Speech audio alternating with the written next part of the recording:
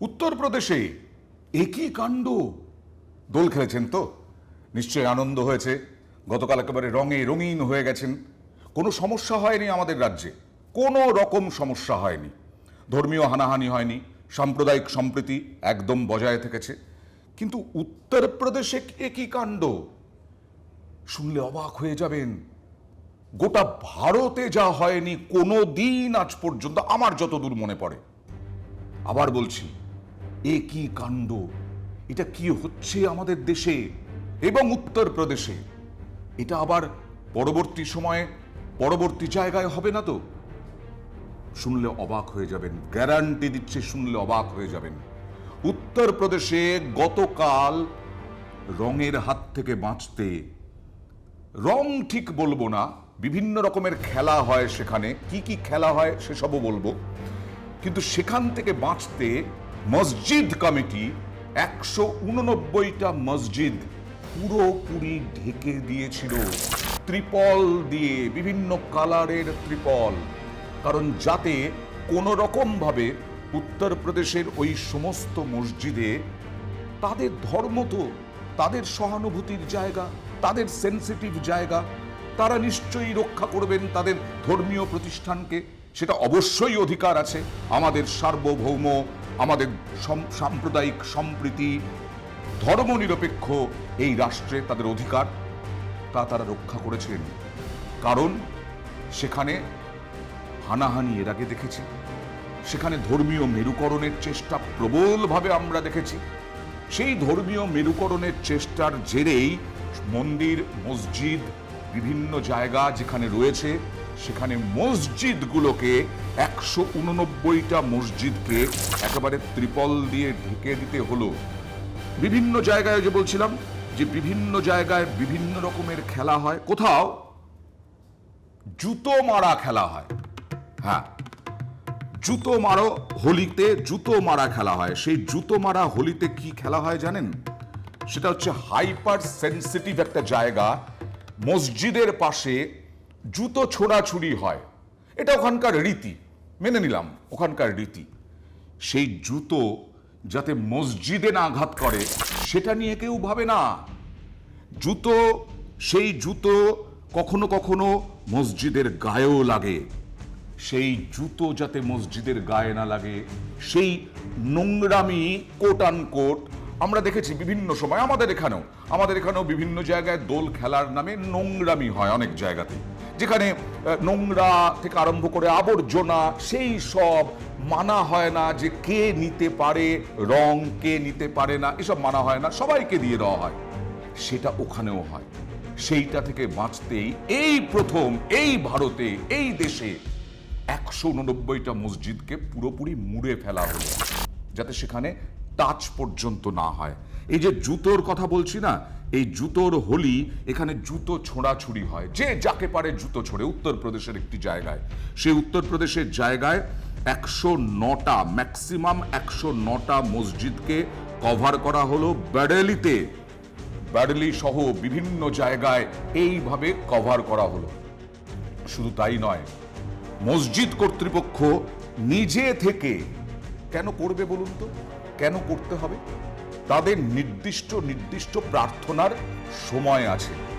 সেই প্রার্থনার সময় পর্যন্ত, এই সময় মানে তাদের একটা বিরাট 1 মাস ধরে রমজান চলে, রোজা পালন করে, গোটা দিন থুতু পর্যন্ত গিলতে পারে না, জল তো দূরের কথা। তাদের 5 ওয়াক্ত যে নামাজ, সেই নামাজ পড়তে হয়। সেই 5 ওয়াক্ত অর্থাৎ 5টা সময়ে, নির্দিষ্ট সময়ে নামাজ পড়তে হয়। সেই নামাজের টাইম পর্যন্ত পিছিয়ে দিয়েছেন। কারণ ওই সময় হই হট্টগোল, তারপরে যদি বাধার মুখোমুখি পড়তে হয় যে নামাজের আওয়াজ কেন আসবে এই সময়, একটা হোলির উৎসব চলছে, ডিজে চলছে, বিভিন্ন ধরনের চটকদারি গান চলছে, চটুল গান চলছে, নাচানাচি চলছে, উৎসব পালন হচ্ছে, কিন্তু তা সত্ত্বেও তার মধ্যে আজান হলো না, নামাজ পড়া হলো না। 1 মাস যারা কষ্ট করেন, তাদের ধর্মীয় রীতিনীতি অনুযায়ী খালি পেটে থাকেন, আবার বলছি জল পর্যন্ত গিলতে পারেন না, থুতু পর্যন্ত গিলতে পারেন না, তারা পড়তে পারলেন না নামাজ, তারা বাধ্য হলেন কখনো কোনো জায়গায় দুপুর 2টো, কোনো জায়গায় দুপুর 2:30, কারণ সরকারি হিসেবে যে কোনো জায়গায় গোটা দেশেই দুপুর 2টো পর্যন্ত রং খেলার পারমিশন, আমাদের এখানেও তাই, কলকাতাতে বিশেষ করে, অনেক জায়গাতে আবার 2 দিন হয়, হোলি দোল দুটোই হয়। সেক্ষেত্রে দেখা গেল এই রকম অবস্থা মন্দির মসজিদ যে সমস্ত জায়গায় আছে উত্তরপ্রদেশের, সেখানে মসজিদে শুধু ত্রিপল দিয়ে মুড়ে ফেলা নয়, একেবারে যে নামাজ, সেই নামাজের সময়ও পরিবর্তন হলো। যোগী রাজ্যে উত্তরপ্রদেশে এরকম ঘটনা ঘটছে। যোগী আদিত্যনাথকে জিজ্ঞেস করা হয়েছিল কেন হলো এরকম। যোগী আদিত্যনাথ বললেন প্রতি শুক্রবারই তো ওরা নামাজ পড়েন, দোল উৎসব হোলি উৎসব তো বছরে একবারই হয়, তাই কি আছে, সময় পরিবর্তন করতেই পারেন, এরকম ভাবে তারা নিজেরা ত্রিপল দিয়ে মুড়ে রাখতেই পারেন, কারণ উৎসবকে তো আর নিয়ন্ত্রণ করা যায় না। সত্যিই তো, উৎসবকে নিয়ন্ত্রণ করবেন কিভাবে? মানুষ হোলি খেলায় মেতে ওঠেন, রং খেলায় মেতে ওঠেন, একেবারে দারুণ উৎসব হয় আমাদের দেশে, রঙিন হয়ে ওঠে গোটা ভারত। সেখানে কেন বাধা দেব আমি? সেটাও তো ঠিক, কিন্তু এটা আবার কেমন কথা? প্রতি শুক্রবার ওরা নামাজ পড়েন বলে এই একটা মাস আমি ছেড়ে দিলাম, হয়তো রমজান ছিল না অনেক হোলিতে, আর এবার তো রমজান, তারাও তো বছরে একবার পালন করেন এই রমজান। এই রমজানে 5 ওয়াক্ত নামাজ যদি হয়, তাহলে সেই 5 ওয়াক্ত নামাজ তো তারা সেই সময় অনুযায়ী পালন করবেন, এটাই তো তারা চান। সেই সুযোগটাই পেলেন না।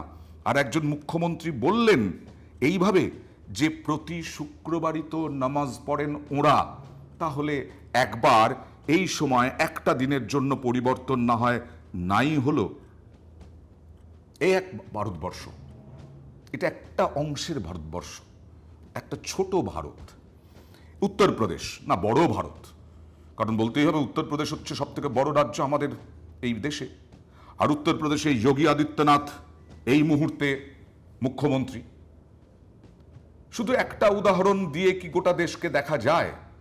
না, দেখা যায় না, কারণ আমাদের দেশেই প্রচুর এরকম উদাহরণ আছে। গতকালই আমরা দেখিয়েছি আমাদের রাজ্যে একজন মুসলিম, তিনি রোজা রাখছেন, কিন্তু তিনি কি অদ্ভুত, এই একটা দিনের জন্য দোল উৎসবের জন্য, কারণ তিনি ওই জায়গায় একটা জেলায়, নাম বলবো না, কারণ নাম বললে তার নাম বলতে হবে, জেলার নাম বলতে হবে, কিচ্ছু বলবো না, শুধু উদাহরণ দিচ্ছি।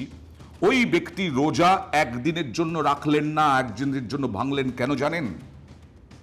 দোলের উৎসবে তিনি হচ্ছেন ওখানকার আয়োজক, তিনি ব্যক্তিগতভাবে উদ্যোগ নিয়ে ওখানে আমাদের এ রাজ্যের ওই জেলায় একটা অংশে তিনি দোল উৎসবের আয়োজন করেন। তাই তিনি একটাই বার রমজান, রমজান তো বছরে একবারই আসে, তিনি কিন্তু সে কথা ভাবলেন না, তিনি ভাবলেন দোল উৎসবটা ঠিক করে করতে হবে, তাই একদিন তিনি রোজা রাখলেন না। শুধু এই একটা উদাহরণ নয়, আরো একটা বড় উদাহরণ কেরলে কি হলো জানেন? মন্দিরের উৎসব, মন্দিরের উৎসব, কারা দরজা খুলে দিল, কারা ঘর খুলে দিল? মসজিদ, গির্জা। কেন জানেন? এই মন্দিরের উৎসবে, কেরলে একটি মন্দিরের উৎসবে কত লোক হয়েছিল জানেন? কেরলের রাজধানী তিরুবনন্তপুরমে আট্টুকাল ভগবতী মন্দিরে পোঙ্গল উৎসব। পোঙ্গল উৎসবটা আমি যখন হায়দ্রাবাদে ছিলাম তখনও দেখেছি, পোঙ্গল উৎসব খুবই ওরা মানেন।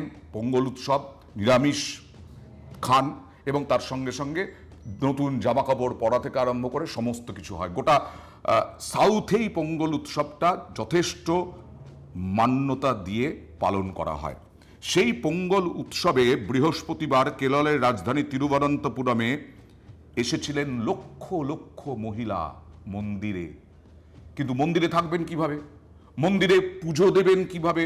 অত বড় মন্দির নয়। সেই লক্ষ লক্ষ মহিলাকে স্থান দেওয়া হলো কোথায়?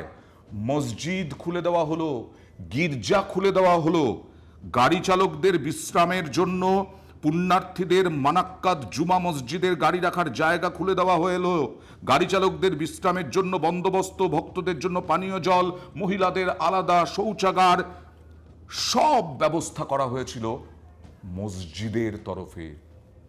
হ্যাঁ, ভুল বলছি না, এটাই খবর কেরলে।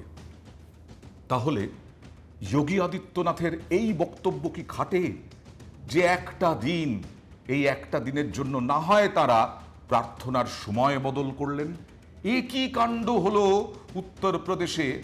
আবার প্রশ্ন রাখছি, এইভাবেই কি আসলে ধর্মনিরপেক্ষতার নামে, সাম্প্রদায়িক সম্প্রীতির নামে সংখ্যালঘুদেরকে চেপে দেওয়ার চেষ্টা হচ্ছে?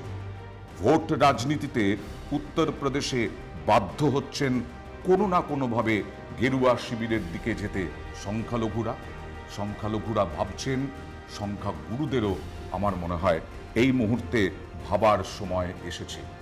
অনেক উদাহরণ আছে এরকম, তবে সময় তো খুব কম। কিন্তু আবার বলছি, উত্তরপ্রদেশে এরকম ঘটনা আরও কত দেখব। এ কি কাণ্ড!